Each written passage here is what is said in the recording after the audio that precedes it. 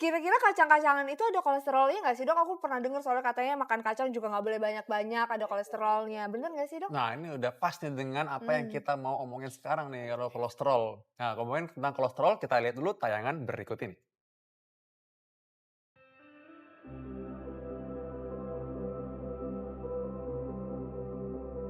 Merayakan Hari Raya Idul Fitri tak lengkap rasanya jika tidak menghidangkan aneka hidangan lezat yang menggugah selera.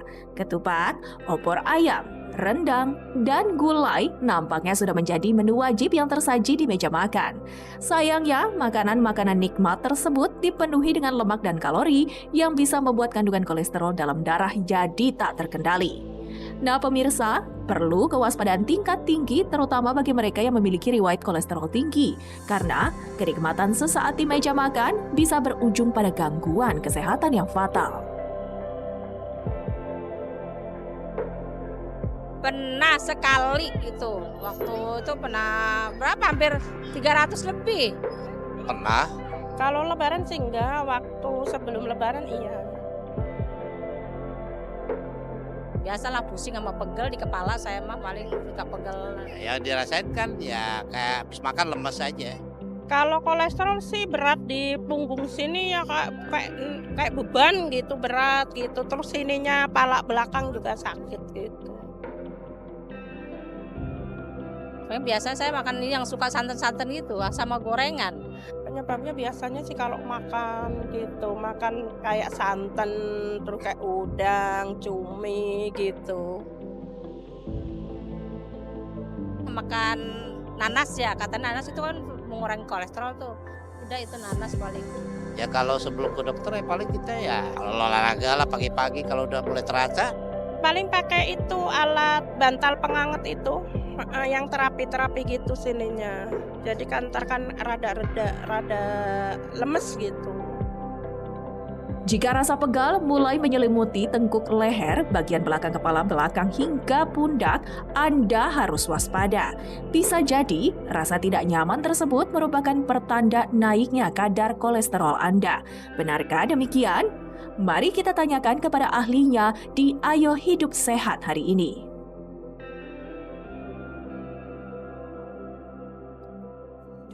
Ngeri juga ya, Dok, ya kalau sampai kena kolesterol. Nah, justru itu. Apalagi kadang-kadang kolesterol itu sebenarnya tidak ada rasanya. Nah, ngomong-ngomong mengenai kolesterol, sudah hadir bersama kita tamu kita hari ini sebenarnya, Dr. Warigit Triatmoko, spesialis penyakit dalam. Langsung aja. Wah. Halo, Dok. Selamat siang. Iya, selamat siang. Halo, Dok.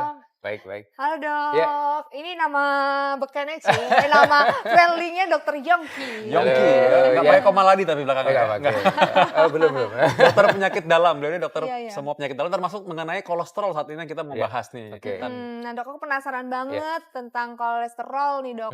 Karena kan banyak banget ya fakta dan mitos yang beredar di luar sana Iya, mengenai betul. kolesterol. Iya. Nah, Dok, ini Hmm. makanan bersantan katanya bisa meningkatkan kadar lemak dan juga kolesterol dalam tubuh. Ini fakta atau mitos, Dok? Fakta ya. Jadi memang betul bahwa santan itu punya resiko atau meningkatkan kolesterol dalam tubuh kita.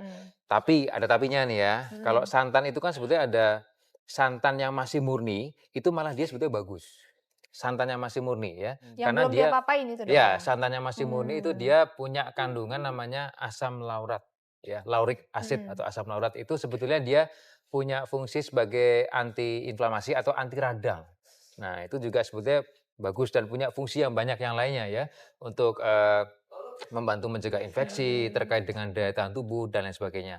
Tapi yang jadi masalah adalah santan ini santan yang sudah dipanaskan. Nah, berkali-kali. Nah, itu yang sebetulnya malah bahaya itu. Itu berkali-kali pemanasannya itu membuat lemaknya menjadi jenuh. Nah, Dok, ini banyak yang bertanya juga ketika sedang lebaran seperti ini, kalau misalkan kolesterol menjadi tinggi, maka rasanya akan menjadi kesemutan. Ya. Fakta atau mitos? Ya. Dokter, Jangan dijawab dulu. Oke. Setelah ini jadi mana-mana dalam acara Ayo Hidup Sehat.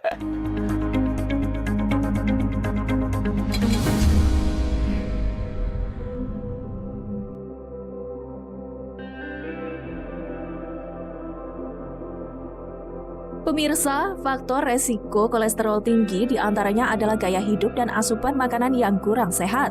Gejala kolesterol tinggi memang tidak bisa dideteksi secara dini. Jadi kita harus mawas diri dan mampu menghindar dari jenis-jenis makanan yang bisa memicu naiknya kadar kolesterol dalam darah seperti makanan-makanan yang sudah dirangkum oleh tim Ayo Hidup Sehat berikut ini. Yang pertama adalah kuning telur. Di balik kandungan proteinnya yang bermanfaat untuk kesehatan, ternyata kuning telur merupakan salah satu jenis makanan yang mengandung kadar kolesterol tinggi. Jumlah kolesterol dalam 6 buah kuning telur bisa mencapai 1085 mg. Jadi, alangkah baiknya jika Anda tidak mengkonsumsi kuning telur secara berlebihan. Yang kedua adalah lobster. Hewan laut yang mirip dengan udang ini sebenarnya kaya akan kandungan asam lemak omega 3 yang dapat mengurangi resiko penyakit jantung. Sayangnya, dalam 85 gram daging lobster terkandung 125 mg kolesterol. Untungnya varian lobster air tawar yang lebih ramah kolesterol ketimbang saudaranya yang berasal dari laut lepas. Berikutnya ada ayam goreng. Daging ayam sebenarnya termasuk jenis daging yang disarankan untuk dikonsumsi ketimbang daging merah yang berasal dari sapi atau kambing. Sayangnya, ketika daging ayam dimasak dengan cara digoreng, kadar airnya akan hilang dan digantikan dengan lemak.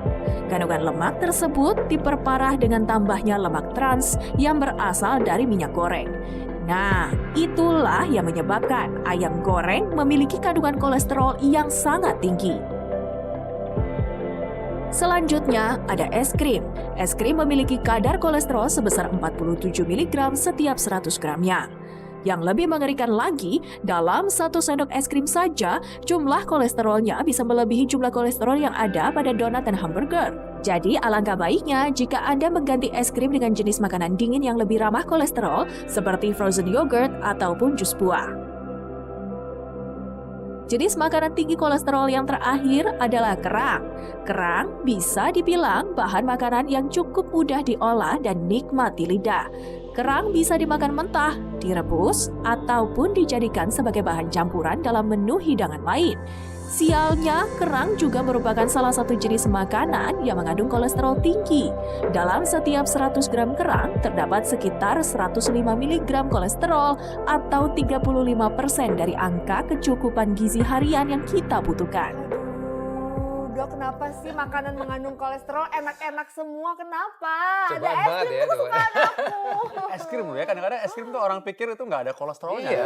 Mereka pikir gitu, taunya ternyata ada Ternyata ya. kolesterol juga. Iya, dan aku nggak nyangka dan aku cukup kecewa.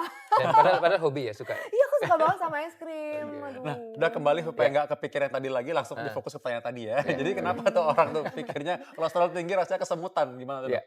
Iya. Itu mitos ya. Kesemutan itu bukan gejala kolesterol tinggi dan sebagainya. Jadi biasanya memang kesemutan itu pasti ada penyakit dasarnya ya. Penyakit dasarnya itu apa? Biasanya mungkin memang dia ada masalah dengan saraf atau neuropati. Mungkin dia juga biasanya ada penyakit gula ya, penyakit yang mendasari atau diabetes. Kemudian juga ada masalah di jantung dan sebagainya. Dan memang untuk kolesterol ini sendiri memang biasanya ya tadi menyertai penyakit-penyakit tadi ya, kayak diabetes, jantung dan lain sebagainya.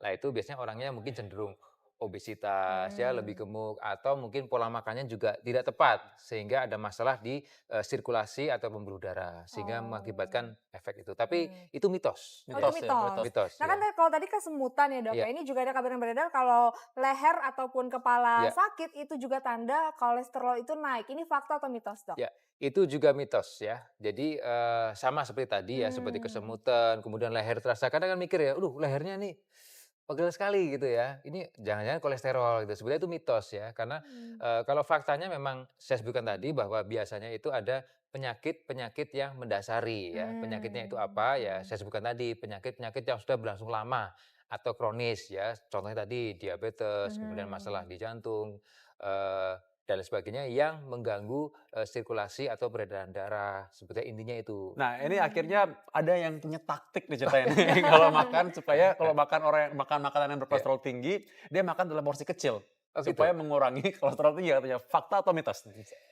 Sebetulnya fakta ya, itu fakta ya. Jadi fakta begini, sebetulnya itu bisa saja ya, tapi ada syaratnya nih. Syaratnya makanan kecil itu Iya. jumlahnya tidak terlalu Jumlahnya tidak banyak. banyak Tapi ya kalau otak seperti gimana Dok? Kan otak kan kecil. ini agak ini ya, agak sulit juga. Masih kecil bagaimana? Kalau gini, kalau misalnya kayak santan tadi ya, Heeh, santan heeh. kan dikatakan hanya 3 sampai 5 sendok misalnya, Heeh. itu dalam porsi kecil, maksudnya Iya. seperti itu. Kalau porsi banyak ya bisa berbahaya Bisa juga berbahaya juga ya, ya kalau Dok kecil ya? ya sebenarnya masih bisa Heeh. lah. Maksudnya kalau tidak terlalu banyak lah intinya Iya. seperti itu. Dan Iya. jangan tiap hari juga, jangan terlalu sering maksudnya gitu. Nah, Iya. itu juga Dikit ya. dikit dikit dikit jadi Iya. banyak juga ya Dok. Iya, Nah iya. kan kalau tadi Dokter Vito punya Iya. taktik katanya porsinya dikecilin. Nah kalau aku Dikecilin. juga punya taktik nih, Apa habis ini? makan makanan Iya. berkolesterol atau makanan yang Iya. bersantan gitu, dengan konsumsi buah ini bisa meminimalisir atau menyeimbangkan kolesterol dalam darah. Ini fakta atau mitos Dok? Ya, itu fakta ya. Yang memang punya kolesterol tinggi, ya Heeh. itu boleh nih triknya. Jadi biasanya nih setelah makan, makan makanan yang kolesterol tinggi, terus dia makan buah-buahan, itu betul sekali. Karena Hmm. buah-buahan itu kan dia sebagai serat yang Hmm. larut dalam air, ya itu dulu. Ya dia mengikat asam empedunya sehingga dia akan menurunkan kadar lemak dan kolesterol itu dari Hmm. fungsi buah. Dan dia juga punya fungsi yang lain ya, antioksidan, vitamin, dan juga ada kandungan seratnya itu ada namanya pektin itu, namanya pektin ya. Dia memang Hmm. bagus sekali. Jadi silakan ya kalau memang punya kolesterolnya sedang tinggi-tingginya silakan konsumsi buah ya. Wah, ini Oke. boleh nih. Ada cara lain lagi nih, ada Apa? cara Wah, lain apalagi lagi nih nih. ya? Apa? Sebanyakan orang mungkin udah tahu nih kalau kolesterol Heeh. ini berbahaya sebenarnya. Coba Hmm. tanyakan masing-masing orang biasanya udah tahu kolesterol ini mengakibatkan penyakit-penyakit. Betul, Nah, jadi betul, mereka betul. sudah tahu nih kalau nanti lebaran susah untuk menghindari Waduh. makanan kolesterol. Jadi mereka diet duluan.